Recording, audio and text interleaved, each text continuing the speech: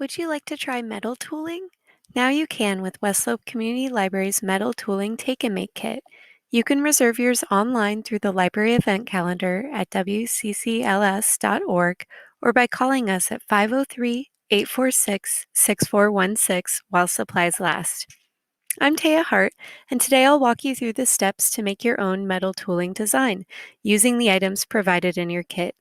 You should have one piece of felt, a piece of metal that's slightly smaller than the felt, one wooden dowel, two permanent markers. Decide what design you would like to make. You may wish to make a basic sketch to help you. Today I'm going to work on a design that's inspired by this year's summer reading theme, Reading Colors Your World, and summer reading artist Hervé Toulet. Use your dowel to gently press the basic elements of your design into the metal square. I'm starting with some arcs and circles to create this planet-like design inspired by Toulet. Experiment with different ways to add texture to your design. You may wish to try dots, lines, or something else. Use your permanent markers to add color to your design.